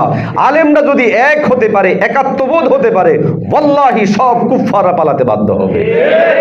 কিন্তু আমরা সেটা কবে হব, কতটুকু হব, কিভাবে হব? আমরা তো নিজেরা পারস্পরিক অনেক সময় কাদা ছোড়াছড়িতে লিপ্ত হয়ে যাই। এক ভাই আরেক ভাইকে দূরে সরিয়ে দিতে আমরা বড় সিদ্ধ হস্ত, এক ভাই আরেক ভাইকে দালাল বলে দিই। হেকমতে আমলিয়ার বিষয়গুলো বুঝি না, হেকমত এক একজন এক একভাবে কাজ করবে সেটা না বুঝে, বা সবাই একভাবে একরকমভাবেই কথা বলবে এরকম থিম নিয়ে চিন্তা ফিকির করি। দিন শেষে আমাদের সামারাগুলা, রেজাল্টগুলো এই জন্যই খারাপ হচ্ছে। তো এই জন্য যাই হোক, মাঝে একটু ভিন্ন দিকেও কথা বললাম, জাস্ট বিষয়গুলোকে বোঝানোর জন্য যে আমরা ঈমানের সাথে সম্পৃক্ত বিষয়গুলো পুরোপুরিভাবে নিজেদের মধ্যে আনা চাই। যখন আনবো তখনই আমাদের ঈমানি চাহাত, ঈমানি তাকাজাই আমাদেরকে সম্মুখ পানে নিয়ে যাবে। আমার কি করণীয়, কি বর্জনীয়, সেটা আমাদের সামনে নিয়ে আসবে। আরেকটা বিষয় সমকালীন যেটা না বললেই না, সেটা হলো আমাদের মুসলমানদের বিশাল বড় অংশ আছে যেই অংশটা বোঝেই না যে আমার নাওয়াকিজে ঈমান কি, কোন জিনিস আমার ঈমানকে ভেঙে দেয়, এটা অনেকেই বোঝে না।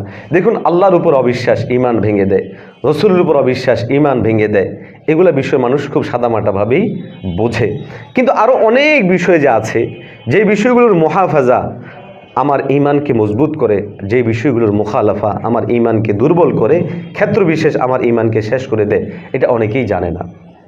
এর মধ্যে একটা হলো শাআয়ের ইসলাম। ইসলামের যে সকল নিদর্শনাবলী আছে, সে সকল নিদর্শনাবলীকে যথাযথভাবে পালন, প্রতিপালন, মান্যকরণ এবং ঠিক যেভাবেই আল্লাহ রব্বুল আলামিন বলেছেন সেভাবে করা, এটা ঈমান। এর বিপরীত করা ঈমান ভঙ্গের কারণ। নামাজকে যদি কেউ অস্বীকার করে ঈমান থাকবে, রোজাকে অস্বীকার করে ঈমান থাকবে। অস্বীকারের দুই সুরত, একটা হলো ডাইরেক্ট অস্বীকার করলাম, আরেকটা হলো কলা কৌশলে অস্বীকার করা। আজ জিহাদ ফি সাবিলিল্লাহ গুরুত্বপূর্ণ ইবাদা, কিন্তু এই গুরুত্বপূর্ণ ইবাদাকে সরাসরি জিহাদকে অস্বীকার করা হয় না, কিন্তু কলা কৌশলে জিহাদ ফি সাবিলিল্লাহকে অস্বীকার করার মহড়া চলতেছে। সেটা কিভাবে? দেখুন, যদি কেউ নামাজকে বলে যে অপরাধ, ঈমান থাকবে নি। রোজাকে বলে অপরাধ, ঈমান থাকবে নি, থাকবে না। কেন? কতিউস সুবুত, কতিউদ দালালা দ্বারা প্রমাণিত। কোরআনের সুস্পষ্ট প্রামাণিক বিষয় দ্বারা প্রমাণিত বিধান নামাজ, রোজা, হজ। এই জন্য এগুলাকে কেউ যদি অপরাধ মনে করে, অপরাধ হিসেবে সাব্যস্ত করে, আমরা যে কেউ বলে দিতে পারি যে লোকটা বেঈমান হয়ে গেছে। জিহাদ ফি সাবিলিল্লাহ কোরআন দ্বারা প্রমাণিত কিনা?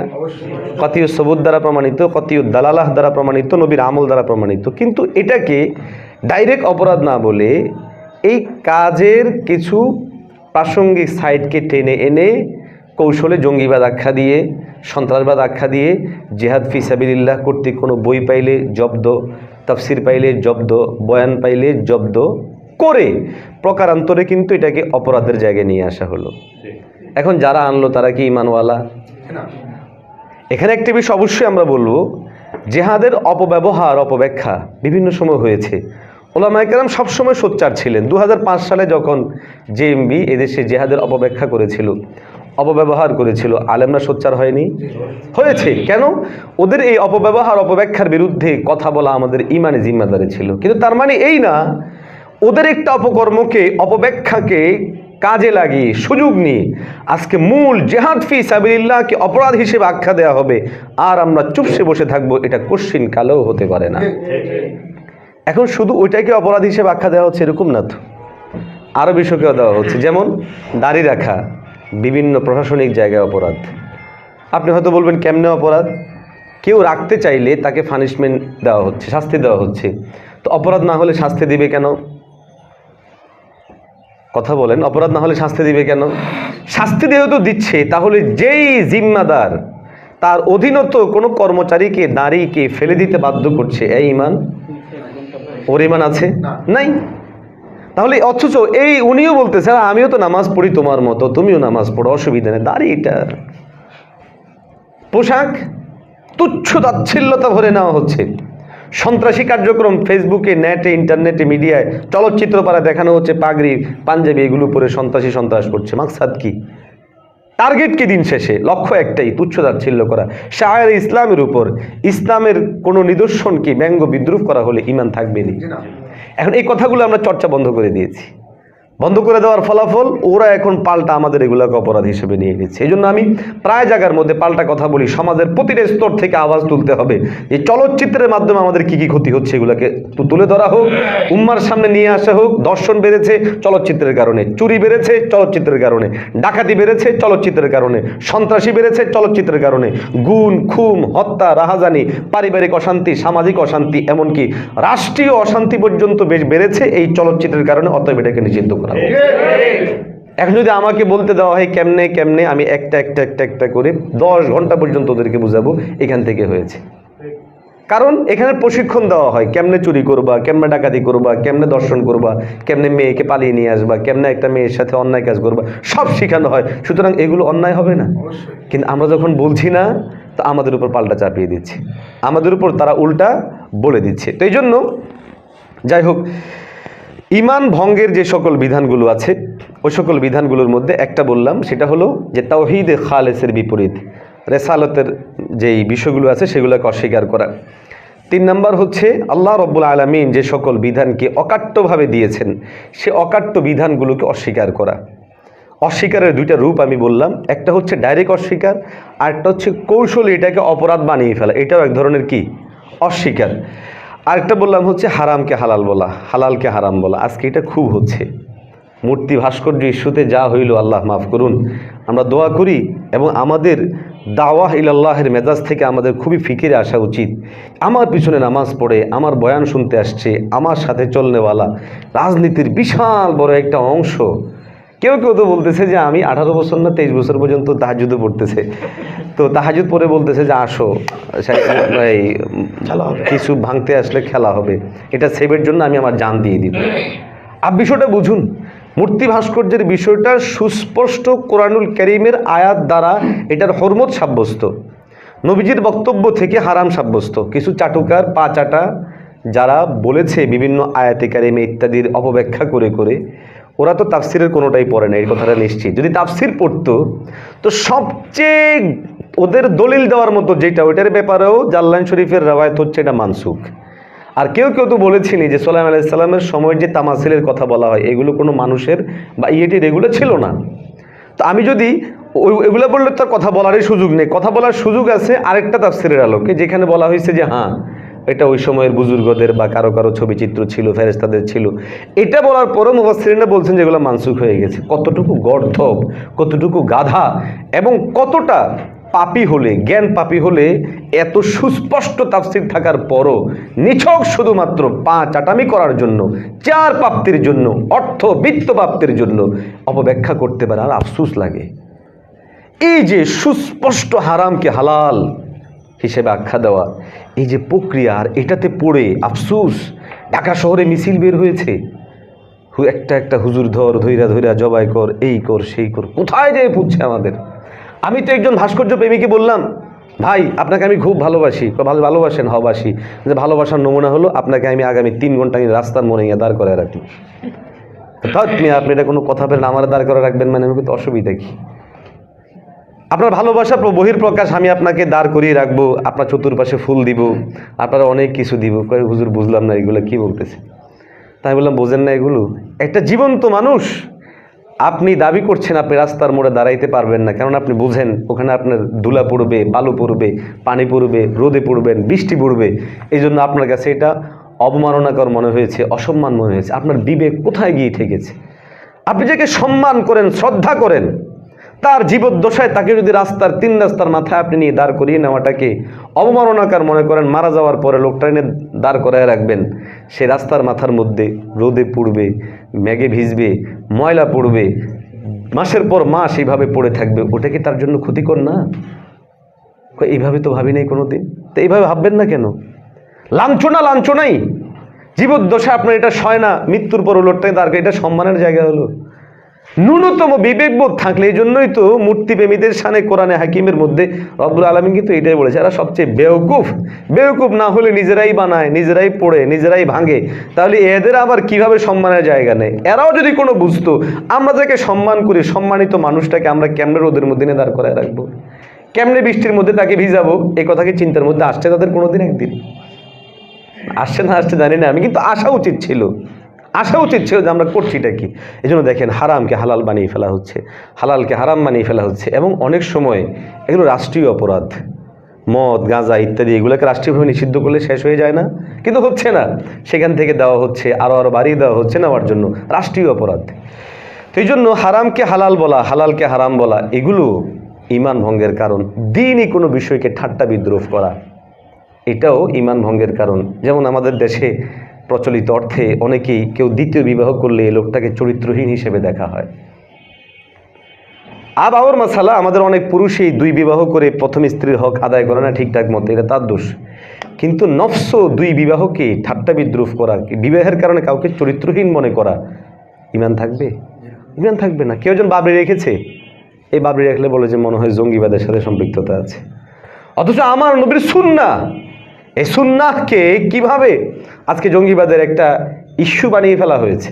বিভিন্ন মসজিদের মধ্যে জঙ্গিবাদের অনেক সিম্পটম দিয়ে দেওয়া আছে, ওই সমস্ত জায়গার মধ্যে যে সমস্ত বিষয়গুলো দেওয়া আছে, আমাদের উচিত দাওয়াতি মেজাজ থেকে প্রশাসনের ভাইদেরকে বোঝানো, আরে আপনাদের তো ঈমান চলে যাবে। একটা লোক নফস সন্ত্রাসী তৎপরতা করুক, অবশ্য অপরাধ, আমরাও বলি অপরাধ। স্বাধীন দেশে বিচ্ছিন্নভাবে কেউ বোম মারবে, কাউকে মেরে ফেলবে, কাউকে এই করবে, অপরাধ। কিন্তু এই অপরাধীটা একটা দাড়িওয়ালা টুপিওয়ালায় করে বিধায়, একটা দাড়িওয়ালা টুপিওয়ালার ওই কাজকে ভিত্তি করে দাড়িকে, টুপিকে, তার নামাজকে, তার গুনাহ ছাড়াকে আপনি অন্যায় হিসেবে সাব্যস্ত করবেন, তো আপনার ঈমান থাকবে না।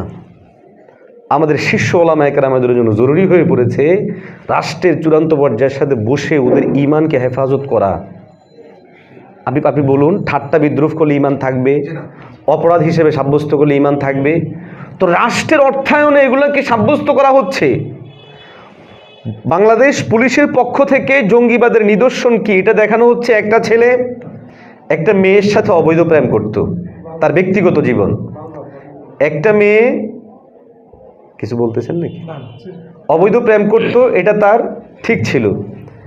সে বাজাতো, গিটার বাজাতো, এটাকে তার স্বাভাবিক জীবন। সে তার বন্ধু বান্ধবের সাথে চলতো, খেলাধুলা করতো, স্বাভাবিক জীবন। এক কথায় অনেকগুলো অবৈধ কাজকে দেখানো হলো যে এই ছেলেটা আগে ভালো ছিল, এখন সে জঙ্গিবাদের দিকে ঝুঁকে পড়েছে। এখন সে তার প্রেমিকাকে বলেছে, তুমি আমাকে আর ফোন দিবা না। তার ঘরের মধ্যে থাকা ছবি, মূর্তি সবগুলোকে সরিয়ে ফেলেছে, অপরাধ। তার যে গিটারটা ভেঙে ফেলেছে, অপরাধ। এই সব অপরাধগুলো বলতেছে যে কেন হয়েছে, বলতেছে যে সব অপরাধগুলো হয়েছে কেন হয়েছে, সেই জঙ্গিবাদের দিকে জড়িয়ে পড়ছে। জঙ্গিবাদ এটাকে অপরাধ, সন্ত্রাসবাদের অর্থের যে জঙ্গিবাদ আমরাও বলি অপরাধ। এই জন্য 2005 সালে জেএমবি দেশে যেটা করেছে, কোনো আলেম কি বলেছে এটা জায়েজ? বলেছে এটা জেহাদ। মসজিদগুলোর মধ্যে বোমাবাজি হয়েছে, কোনো আলেম বলেছে জেহাদ? ঈদগাহে বোমাবাজি হয়েছে, কোনো আলেম বলেছে জেহাদ? না, সবাই বলেছে, বিরোধিতা করেছে। কিন্তু এই অপরাধটাকে অপরাধ হিসেবে সাব্যস্ত করতে গিয়ে একটা ছেলে পর নারীর সাথে প্রেম করত, ইসলাম বলে এটাকে হারাম। এই হারাম কাজ থেকে ফিরে আসাকে অপরাধের সিম্পটম উপমা হিসেবে দেখানো হচ্ছে। একটা ছেলে গান করত, গান ইসলামী শরিয়ায় সুস্পষ্ট হারাম। হারাম বিষয়টাকে তার অপরাধের মাত্রা হিসেবে আখ্যা দেওয়া হচ্ছে। একটা ছেলে খেলাধুলা করত, হারাম খেলা, সেই হারাম খেলাগুলো ইসলামে হারাম। সেখান থেকে ফিরে আসাকে অপরাধী সাব্যস্ত করে যেই প্রশাসন থেকে কোনো বিষয়কে ছাড়া হলো, আপনি কি তাদেরকে ঈমানওয়ালা বলতে পারেন? এখন আমাদের কাজ কি? আমাদের বিভিন্ন লেভেল আছে। কিছু লোক থাকবেন যারা হুমকি দামকি দিবেন, ওনাদের একটা স্তর থাকবে। কিছু লোক থাকবেন যারা দাওয়াতি মেজাজে কাজ করবেন, গোপনে আলাদাভাবে গিয়ে তাদেরকে বুঝাবেন বিভিন্নভাবে। আর যদি আরও কেউ ভিন্নভাবে বুঝাতে পারেন তারা সেইভাবে বুঝিয়ে দিবেন। যে যেইভাবে বোঝানোর জন্য স্তর বিন্যাস, তাকসিমে আমাল, তাকসিমে আশখাস আজকে আমাদের সবচেয়ে বড় দুর্বলতা। আজ আমরা একটা আবহাওয়া আসে সব একদিকে যাই এবং সবাই একভাবে না গেলে ওরে মনে করে অনিশ্চ দালাল হয়ে গেছে, অনিশ্চ দালাল হয়ে গেছে। মনে রাখবেন, কাউকে দালাল আখ্যা দেওয়া এটা ভালো আলামত না। দালাল শব্দ বলার মানেই হলো আমার ভাইটাকে আমি আরেকজনের হাতে তুলে দিলাম। আর সে যদি দালাল নাও হয়, যাদের দালাল বললাম হেরা বলবে যে মনে হয় আমাদের লোক, না হয় দালাল বলে কি জন্য, ওরে কাছে টেনে নাও। এই জন্য নিজের ভাইকে সর্বোচ্চ সুস্পষ্ট কোনো প্রমাণ না পাওয়া গেলে দালাল শব্দ ব্যবহার থেকে বিরত থাকা উচিত। প্রত্যেকের কর্মতৎপরতাগত ভিন্নতা থাকতেই পারে, চিন্তাগত ভিন্নতা থাকতেই পারে, কাজের প্রক্রিয়াগত ভিন্নতা থাকতেই পারে। যতক্ষণ পর্যন্ত কোরআন এবং সুন্নাহের সুস্পষ্ট বিরোধী কোনো তৎপরতা কারো কাছ থেকে প্রকাশ না পাবে, অতক্ষণ পর্যন্ত তাকে গায়ের মনে করব না, পর মনে করব না, আপন বানিয়ে নেওয়ার চেষ্টা করব। আমাদের ইসলামী দলগুলোর সবচেয়ে বড় সমস্যাটা এখানে, আপন বানাতে চায় না কাউকে। যখনই দেখে যে ও মনে ওই দলের লোক, ও দূরে সরা, ওকে আর কাছে এনো না, ওরে দূরে সরাইয়া দাও, ওরে আর কোনোদিন কাছে আনতে চায় না। এটা একটা বড় ধরনের ভুল আমাদের। এই জন্য তাকসিমে আমাল, কাজ ভাগ ভাগ করতে হবে। তাকসিমে আশখাস, ব্যক্তি ভাগ ভাগ করতে হবে। এরা এই অ্যাঙ্গেলে কাজ করবে, এরা এই অ্যাঙ্গেলে কাজ করবে। কিছু মাইক নিয়ে কথা বলবে, কেউ মিছিল নিয়ে কথা বলবে, কেউ আবার পিছনে যায় বুঝাবে। দুই প্রক্রিয়া। এক, এই রাষ্ট্রকে পরিবর্তন করতে হলে গণবিপ্লব, গণবিস্ফোরণ তৈরি করতে হবে। সেটা হবে আপনি আমি ব্যক্তিগত পর্যায়ে গণমত তৈরি করতে হবে। নাম্বার দুই, আজ যারা ক্ষমতায় আছে সেই মাথাগুলো পরিবর্তন করে দিতে হবে। প্রথমটার চেয়ে দ্বিতীয়টা আমাদের জন্য সহজ। 300 জন এমপিকে আপনি আমি যদি কোনো টার্গেট নিই 300 এমপির মাথা পরিবর্তন করে দিব, তাহলে কিন্তু পুরো সংসদটাই পরিবর্তন হয়ে গেল। আর সেই পরিবর্তন করতে গেলেই তো আপনি আমাকে দালাল বলে বসবেন যে অমুকের সাথে ছবি দেখছি, নিশ্চয়ই কোনো ভেজাল আছে। কিন্তু এটা হওয়ার কথা ছিল না। বোঝা উচিত স্থান কাল পাত্র বেঁধে কাজের এক একটা প্রক্রিয়া। আমি সেটা বলছি না যখন গণবিপ্লব চলে, গণবিদ্রোহ চলতেছে, একটা লোক মুরতাদ হয়ে গেছে আর আপনি তাকে গিয়ে ডলবেন, এটা আমি বলি না। কিন্তু স্বাভাবিক পরিস্থিতিতে কাজের প্রক্রিয়ার ভিন্নতাকে সামনে রেখে আমাদের কাজ অগ্রসর হওয়া উচিত। যাই হোক, এই ঈমান ভঙ্গের আরেকটা কারণ হলো দ্বীনের কোনো বিষয়কে, বিধানকে অপছন্দ মনে করা। আরেকটা বিষয় হলো আল্লাহর আইনের বিপরীত কোনো আইন প্রণয়ন করা, আল্লাহ এবং তার রসুল সাল্লাল্লাহু আলাইহি ওয়াসাল্লামকে গালি দেওয়া, রসুল্লাহ সাল্লাল্লাহু আলাইহি ওয়াসাল্লামকে শেষ নবী হিসেবে মেনে না নেওয়া, এই সমস্ত জিনিসগুলো ঈমান ভঙ্গের কারণের অন্তর্ভুক্ত। বিচ্ছিন্নভাবে কয়েকটা ঈমান ভঙ্গের কারণ বললাম, প্রাসঙ্গিক আরও কিছু কথাও বললাম। জানি না কোনো ভুল হয়েছে কিনা, যদি কোনো ভুল হয়ে থাকে ক্ষমা করবেন। আমি আমার মূল কথাটা আবারও বলছি। ঈমানের পরিচয় সূরা বাকারার আয়াতে কারিমায় যেটা আসছে, সহিহ মুসলিম শরীফের মধ্যে যেটা আসছে, বাস এই বিষয়গুলোকে সামনে রাখাই, যেটা সহিহ মুসলিম শরীফের মধ্যে আসছে, 6টা জিনিসকে পুরোপুরিভাবে আমাদের মধ্যে বাস্তবায়ন করা, এটাই হলো আমাদের ঈমানের পরিচয়। এই বিষয়গুলোকে বাস্তবায়নের ক্ষেত্রে যে বিষয়গুলো সহায়ক থাকবে, ওই বিষয়গুলোকে আল্লাহর আদেশকে সামনে রেখে, নবীজির সুন্নাহকে সামনে রেখে বাস্তবায়ন করা, এটা আমাদের ঈমানের তাকাজা। এগুলোর বিপরীত কাজগুলো করা, এগুলো আমাদের ঈমানের জন্য ভঙ্গের কারণ। ব্যক্তি, পরিবার, সমাজ এবং রাষ্ট্রের চূড়ান্ত জায়গা পর্যন্ত বাস্তবায়ন করা, এটা আমার ঈমানের তাকাজা। ঈমান শুধু ব্যক্তি পর্যায়ে নয়, ঈমান শুধু পরিবারের মধ্যে সীমাবদ্ধ না। ঈমানের এক একটা স্টেপ আছে, সর্ব স্টেপ মিলিয়ে ঈমান হলো একটা মানুষের জীবনের শুরু থেকে নিয়ে শেষ পর্যন্ত চলে যাওয়া। সুতরাং এই শুরু থেকে শেষ জীবনের মধ্যেই পার্টগুলো হলো ব্যক্তি, পরিবার, সমাজ এবং রাষ্ট্র। আজ আমরা রাষ্ট্রীয় ব্যবস্থাপনা থেকে ইসলামকে দূরে সরিয়ে ফেলেছি, ফলাফল ইসলামের সৌন্দর্য সেখানে বিকশিত না। আর এটা ওরা কৌশলে করেছে। শেষ একটা উদাহরণ দিয়ে আমি শেষ করব, কিভাবে তারা কৌশলে করেছে। মনে করুন, আজকে আমি এখানে কথা বলেছি, বাংলাদেশ ইসলামী খেলাফত আন্দোলনের পক্ষ থেকে যদি আমার ব্যাপারে প্রশ্ন তোলা হয়, ওনাকে কথা বলতে দেওয়া হলো, খেলাফত আন্দোলন ওনার কী অবদান, তখন আমার পক্ষ থেকে কোনো জবাব দেওয়ার সুযোগ থাকবে না। কেন? আমি খেলাফত আন্দোলনের কোনো দায়িত্বশীল না, এখানকার আভ্যন্তরীণ কোনো ব্যক্তি না। এখানকার আভ্যন্তরীণ ব্যক্তি না হওয়ার কারণে আমি এখানকার কোনো অবদান দেখানো আমার পক্ষে কিন্তু কি নেই, সুযোগ নাই। তাহলে অনুপস্থিত থাকা, এটা একটা মানুষ তার যে কোনো জিনিসকে বিকাশ করার পিছনে বাধা। অনুপস্থিত রাখা একটা মানুষকে বিকশিত হতে বাধা দেওয়ার একটা কৌশল, এই কৌশলটাই কুফার অবলম্বন করেছে। ইসলাম সাইড করো ব্যক্তি জীবন থেকে, ব্যক্তিগুলো আস্তে আস্তে মুরতাদ হয়ে যাবে। ইসলাম সাইড করো পারিবারিক জীবন থেকে, এখানে নায়িকা গায়িকা নায়ক গায়ক পশ্চিমা পাশ্চাত্য ডান বাম থেকে এনে জিনিস ঢুকাও, ইসলামকে সাইড করো, বাস ইসলামের অবদান পরিবার জীবনে শেষ। সমাজ জীবনে মেম্বার চেয়ারম্যান এমপি সামাজিক যেই বন্ধনগুলো এগুলোকে গড়ে তোলো, ওদের মতো ওদের মতো ওদের মতো এনে দাও।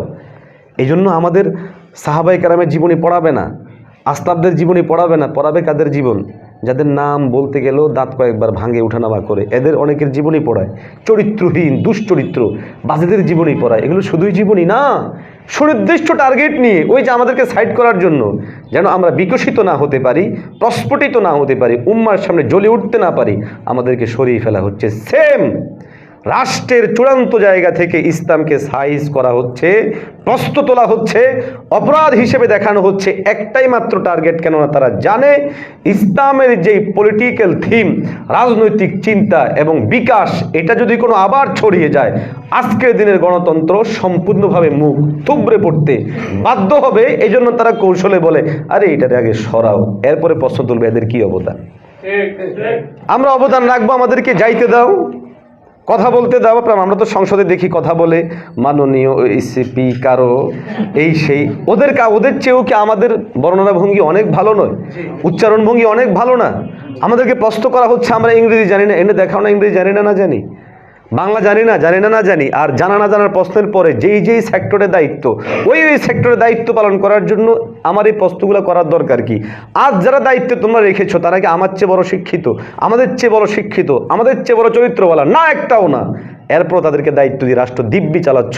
বিশ্বাস আমাদের, যদি আমরা জায়গা করে নিতে পারি, জায়গা করে দেওয়া হয়, তাহলে এই দেশ, এদেশের মাটি ও মানুষ পাবে সোনালি সেই নববী জমানার, খেলাফতের জমানার সেই সুন্দর জীবনী। কিন্তু সেটা হতে দিবে না, দূরে রাখবে, আর বলবে হুজুরদের অবদান কি, হুজুরদের অবদান কি।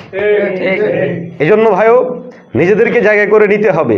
সেই জায়গা করে নেওয়ার জন্য একতাবদ্ধ ঐকান্তিক প্রচেষ্টা এবং আন্দোলনের বিকল্প কোনো পথ পন্থা নাই। সেটা করতে হলে গণজাগরণ, গণজোয়ার সৃষ্টি করতে হবে। নাম্বার 2 হলো, আজ যারা আছে এদেরকে পরিবর্তনের ফিকির করতে হবে। দ্বিতীয় কথাটা হয়তো অনেকে নাও বুঝে আসতে পারে, এটা আমি আমার ফিকির থেকে বললাম। এদেরকে পরিবর্তন করার ফিকির করতে হবে, করলে কোনোভাবে যে কোনো একভাবেই পরিবর্তন হয়ে যাবে। আজকের আওয়ামী লীগ এরকম ছিল না। আজকের আওয়ামী লীগের নেতৃত্বে আলেম ছিল, ওরা কৌশলে পরিবর্তন করে নেতৃত্ব চেঞ্জ করে নিয়েছে। আমি যদি ইচ্ছা করি এই নেতৃত্বকে আবার চেঞ্জ করতে, তাহলে সম্ভব, এরাই আবার মুসলমান হয়ে যাবে ইনশাআল্লাহ। মুসলমান তো আছেই, পূর্ণ মুসলমান হয়ে যাবে ইনশাআল্লাহ। তো 2 প্রক্রিয়া, 1 গণজোয়ার গণবিপ্লব, 2 নম্বর হচ্ছে আজ যারা ক্ষমতায় আছে এদের মাথাগুলো পরিবর্তন করে দেওয়া। ইফহাম তাফহিমের মাধ্যমে প্রথমটার চেয়ে দ্বিতীয়টা অনেক সহজ। আল্লাহ আমাদেরকে খেলাফা প্রতিষ্ঠার যে আন্দোলন, যে সংগ্রাম আমাদের আসলাফরা করে গেছেন, হাফেজ হুজুর রহমতুল্লাহ আলাইহির রুহানি যে তাওয়াজ্জু, যে ফয়ুজাত আমাদের জন্য রেখে গিয়েছেন, এই দলের সাথে সম্পৃক্ত হতে পেরেছেন যারা, সৌভাগ্যবান। আল্লাহ সবাইকে খেলাফত প্রতিষ্ঠার এই আন্দোলনে শরিক থাকার, ছাত্র আন্দোলন, যুব আন্দোলন সহ যত সেক্টর আছে, সমস্ত সেক্টরগুলোতে যে সমস্ত দায়িত্বশীল ভাইরা আছেন, সকলের প্রতি আন্তরিক মোবারকবাদ, সাধুবাদ, ধন্যবাদ জানিয়ে শেষ করছি। আসসালামু আলাইকুম রহমতুল্লাহি ওয়া বারাকাতুহু।